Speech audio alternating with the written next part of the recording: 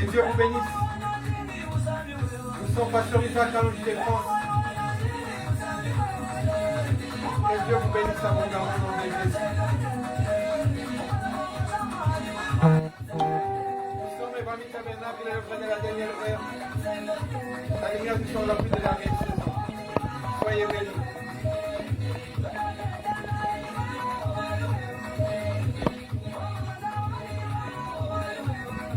Shalom bien-aimés.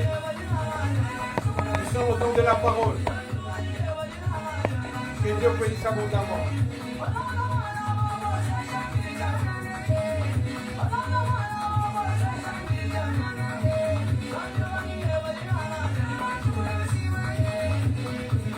Nous sommes Evami Tabernacle, l'œuvre de la dernière heure. La lumière du soir la plus de l'arrière-saison. Que Dieu vous bénisse.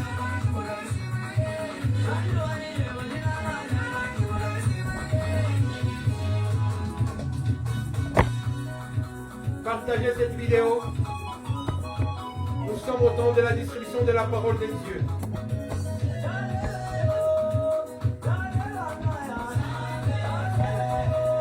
Nous sommes Pasteur Isaac Kalonji de France. Nous distribuons la parole, rien que la parole. Que Dieu vous bénisse, chers bien-aimés.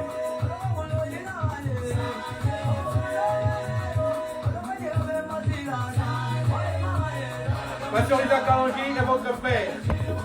Dans ces temps d'histoire, pour le partage de la parole pure, la parole limpide, la parole potable, que Dieu vous bénisse. Nous sommes Evami Tabernacle sur Evami Tabernacle, nous sommes sur Facebook. Evami Tabernacle, je vous t'aime. Abonnez-vous, chers bien-aimés. Nous sommes sur YouTube. Isaac Kalonji Ministries, ou Pasteur Isaac Kalonji de France. Que Dieu vous bénisse.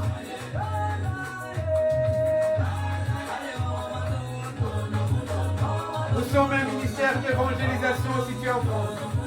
Nous voulons atteindre des contrées, au travers de l'évangile de Jésus, notre Seigneur et notre Dieu. Soyez bénis. Dieu est merveilleux.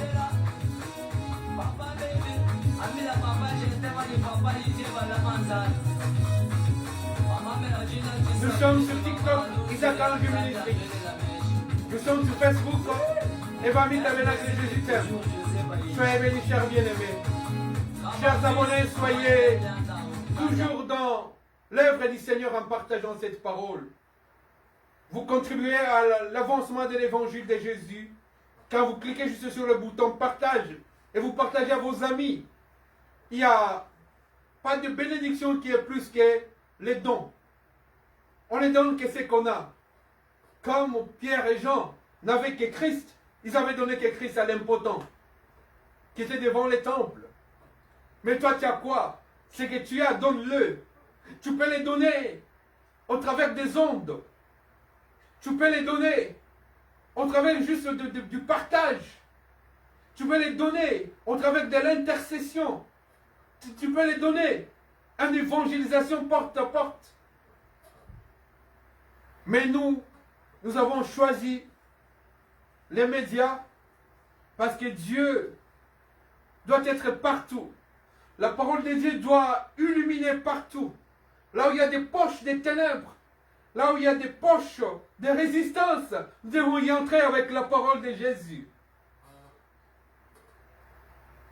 Il est dit dans la parole de Dieu que ceux qui auront enseigné aux autres brilleront plus que des astres dans les ciels. Tu peux briller juste en évangélisant au travers de ton téléphone. Par le biais de ton téléphone, tu peux atteindre des milliers de gens. Nous avons eu des témoignages, des gens qui sont à des milliers de kilomètres qui nous écrivent parce qu'ils ont écouté la parole. Tu peux le faire toi aussi. Tes amis peuvent devenir mes amis à moi. Quand toi tu es abonné à Jésus, tu peux devenir abonné devant le tabernacle. Juste en t'abonnant, tu deviens ami de Christ doublement. Au travers des médias, au travers de ta relation personnelle avec Jésus-Christ. Et tu vas contribuer comme ça à l'avancement de l'évangile pur, l'évangile de Jésus-Christ. Que Dieu vous bénisse, chers bien-aimés. Nous voulons aujourd'hui continuer sur la même lancée, les thèmes que nous avons commencé la semaine dernière. Parce que nous avons vu que l'homme est tripartite. Pour ceux qui n'avaient pas suivi la première partie, nous allons lire le livre de 1 Thessaloniciens au chapitre 5, verset 23. La parole de Dieu dit ceci: que le Dieu de paix vous sanctifie lui-même tout entier, et que tout votre être, l'esprit, l'âme et le corps soient conservés irréprochables lors de l'avènement de notre Seigneur Jésus-Christ.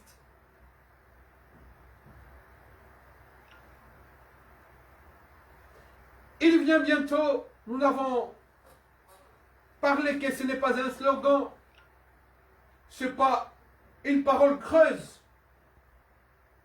ce n'est pas un argument sablonneux, mais c'est un argument solide, c'est un argument solide qui atteste que Jésus-Christ vient bientôt.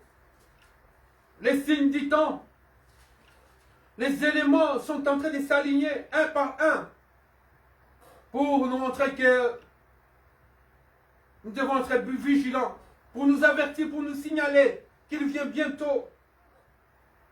Mais ce qui partira, c'est d'abord ceux qui ont crié au Seigneur Jésus-Christ, ceux qui sont sauvés et ceux qui auront aussi sauvés.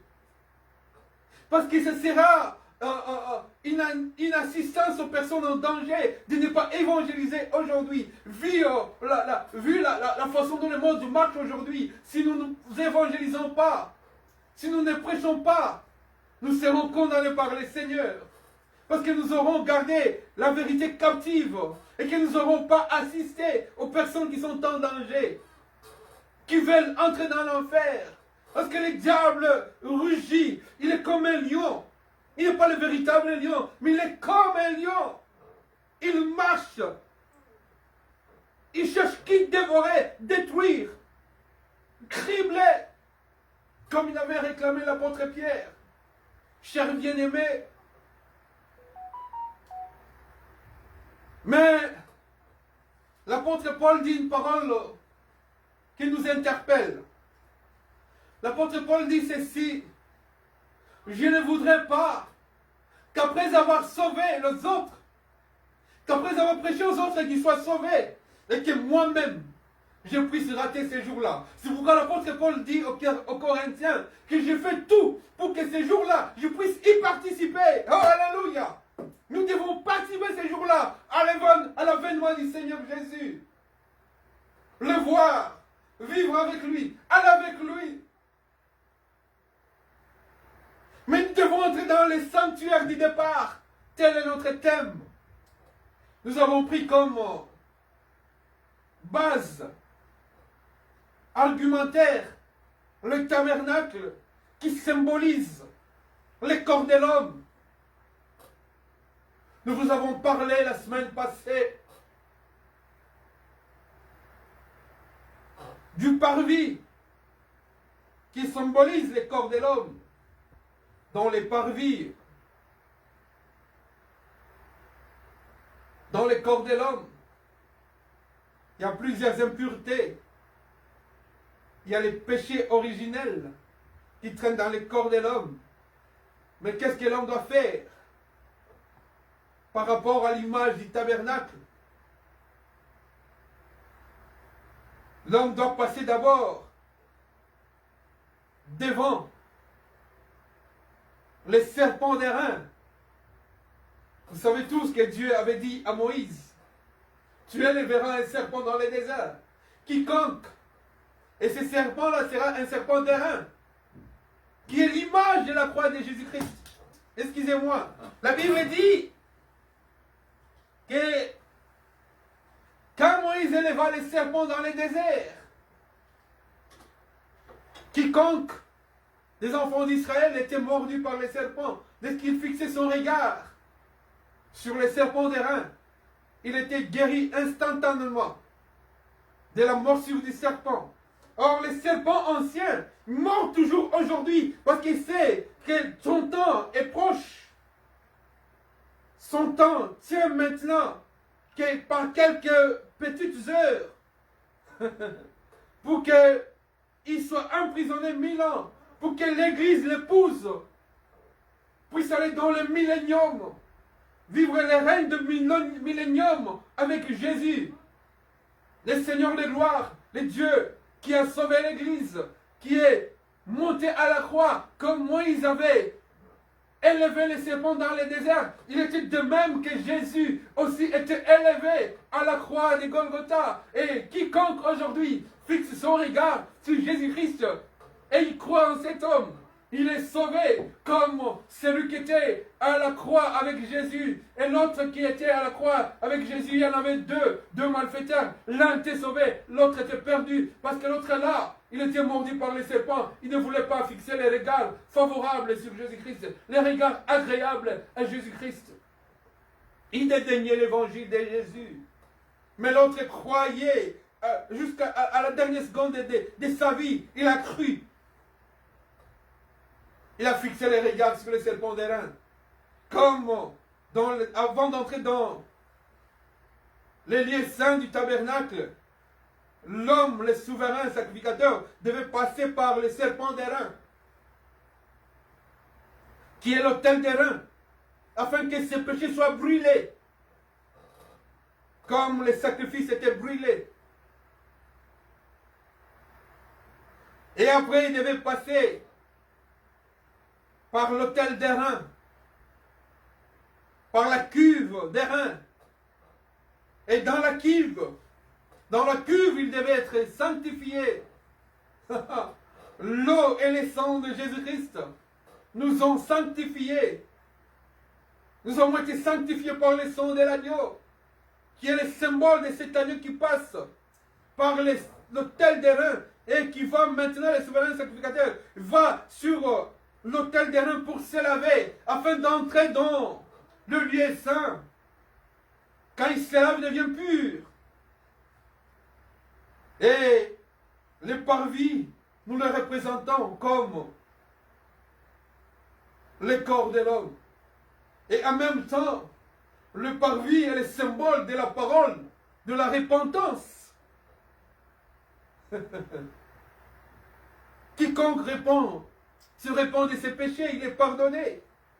Il a droit maintenant d'entrer dans les lieux saints. Et dans les lieux saints, nous savons qu'il y a le tabernacle à 7 tiges qui symbolise l'Esprit de Dieu. Oh, alléluia! L'Esprit de Dieu. Ce que la Bible nous dit dans la parole prophétique de l'Apocalypse, que l'homme qui marche au milieu de cette chandelier d'or est l'homme de Galilée. De la première à la 7e tige, il y a l'huile identique. Et la flamme du chandelier, elle ne s'éteint pas jour et nuit.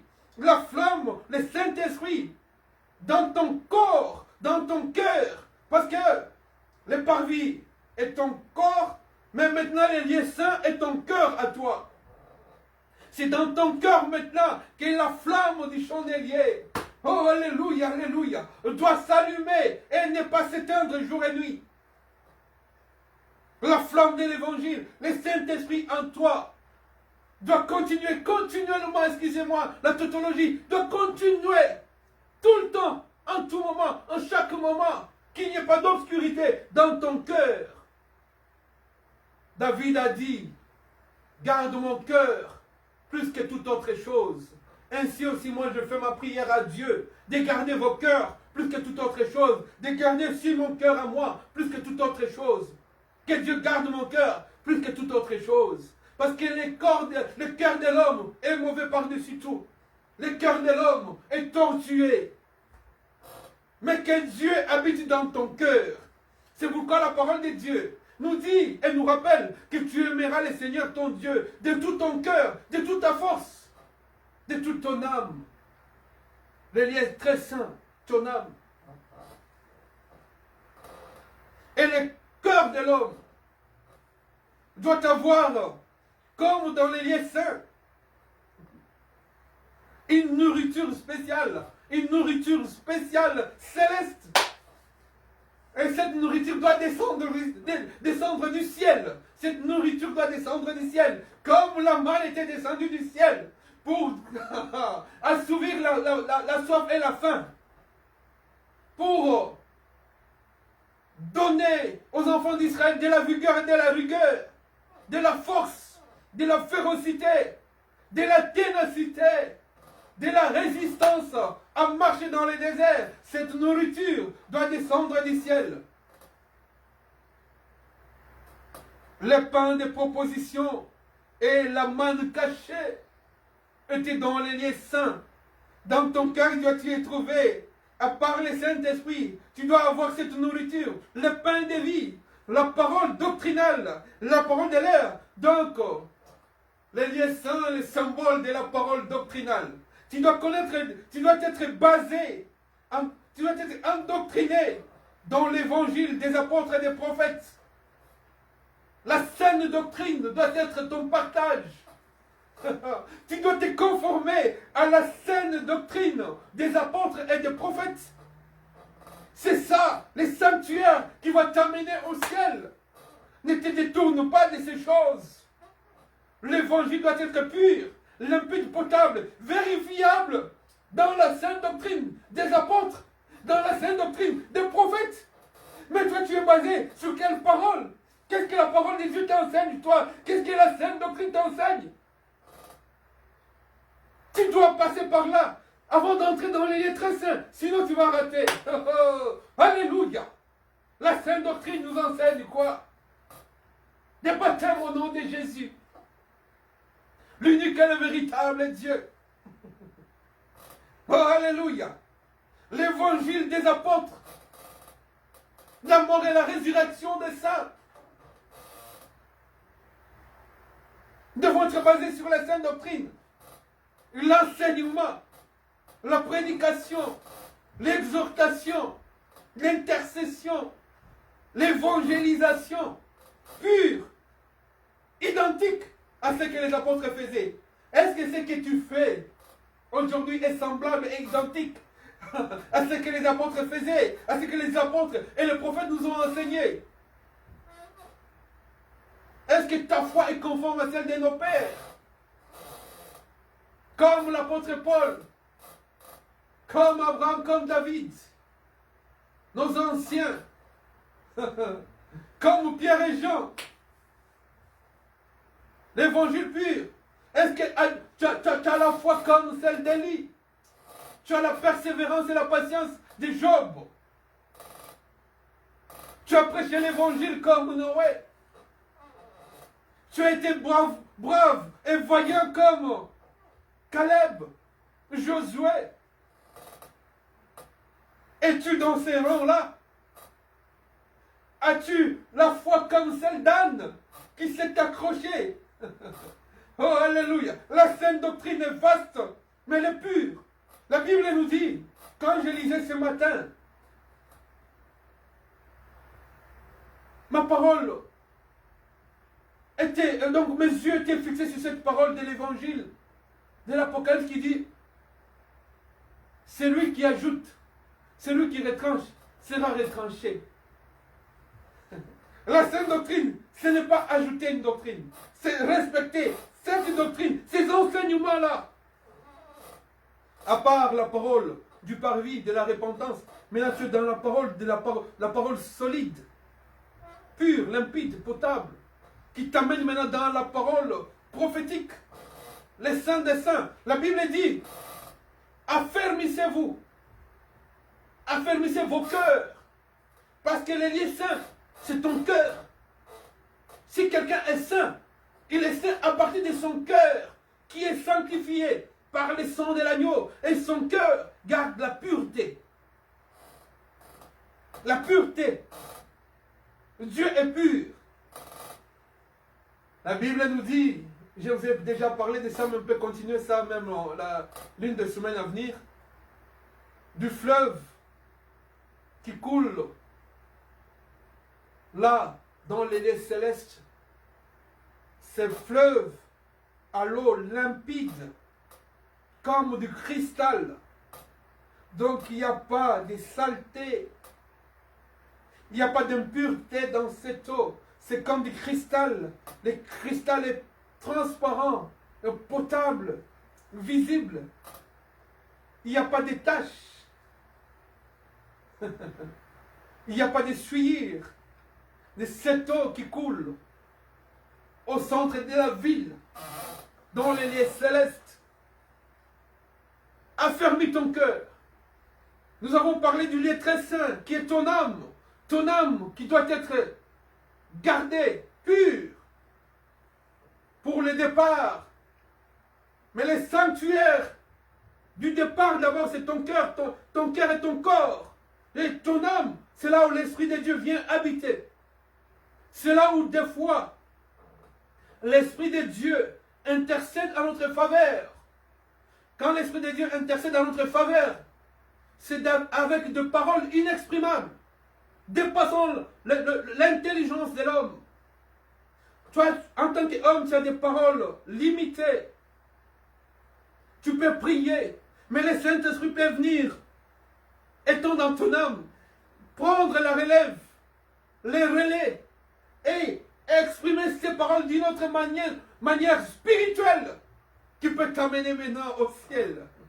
Et c'est le Saint-Esprit qui vient prendre ta parole, ta prière, ton intercession, ta supplication, ton adoration, ta louange, l'amener dans les lieux très saints, là où les souverains sacrificateurs allaient maintenant pour offrir les sacrifices à Dieu. C'est là où la Shekinah de Dieu descendait. Et la Shekinah de Dieu descendait. La gloire de Dieu était sur le tabernacle. La gloire de Dieu aujourd'hui, la Shekinah, et cette lumière d'histoire qui est venue dans notre vie, qui est Jésus de Nazareth de Galilée. Parce qu'il est dit qu'au temps d'histoire, la lumière apparaîtra. Et cette lumière qui nous illumine aujourd'hui, c'est Jésus-Christ de Nazareth de Galilée. Mais affermis d'abord ton cœur, purifie ton cœur, garde ton cœur pur, évacue toute saleté de ton cœur, et Dieu te bénira.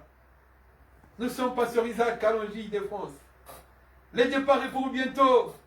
Nous sommes dans l'esprit d'Élie, de Jean-Baptiste, pour vous annoncer que l'épouse va partir bientôt. C'est le moment de se garder pur, de se sanctifier, pour que nous puissions aller dans les airs, à la rencontre de l'évangile. Vous avez entendu ce que nous avons dit la semaine passée par la grâce de Dieu, et que le corps a 3 parties, et chaque partie a son esprit. Il y a l'esprit de l'agneau qui est dans ton corps. Oh, alléluia. Il y a l'esprit de l'homme, Jésus qui est venu pour te sauver. Et il y a l'esprit de l'aigle qui est venu pour partir avec toi. Parce que l'aigle vole très très haut. Nous sommes pas sur Isaac, Calongy de France. Nous sommes famille tabernacle que Jésus t'aime. Que Dieu vous bénisse abondamment. Nous sommes très contents. Chers bien-aimés, partagez cette parole. Et Dieu vous bénira. Nous ne parlons que de Jésus. Jésus est notre absolu. La Bible est notre autorité suprême et notre vérité suprême. La parole faite chair, elle est écrite là-dedans. Il est dit dans la parole de Dieu que toute écriture est inspirée de Dieu. Parce que c'est l'Esprit de Dieu qui est venu agir pour vous annoncer ces choses que nous vous annonçons dans ce temps d'histoire. Nous sommes patients, Isaac Calongy de France, votre Père. Partagez cette parole jusqu'aux extrémités de la terre, chers bien-aimés. Vous connaissez quelqu'un qui habite là, trop loin, en Australie, envoyez-lui cette parole. En Afrique du Sud, envoyez-lui cette parole. En Afrique du Nord, là, dans les pays nordiques, Finlande, Norvège, là-bas, en Islande, envoyez-lui cette parole. Jusqu'en Russie, envoyez cette parole. En Mongolie, envoyez cette parole. En Alaska, envoyez cette parole aux États-Unis. À l'ouest des États-Unis, envoyez cette parole. Jésus-Christ est le même, hier, aujourd'hui, éternellement. Nous sommes au temps d'histoire. Racheter les temps car les jours sont mauvais. Que Dieu vous bénisse, chers bien-aimés. Merci Seigneur Jésus. Jésus. Nous sommes Pasteur Isaac Kalonji de France, votre frère. Soyez bénis, chers bien-aimés.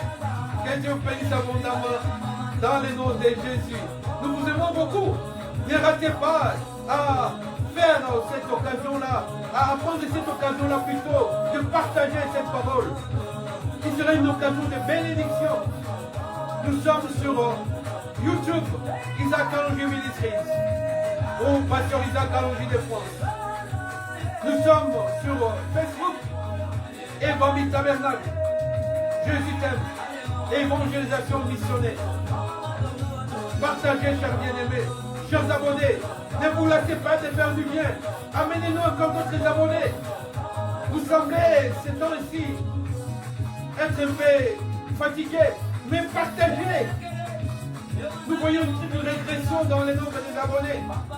Oh, chers bien-aimés, ça stagne. Pourquoi?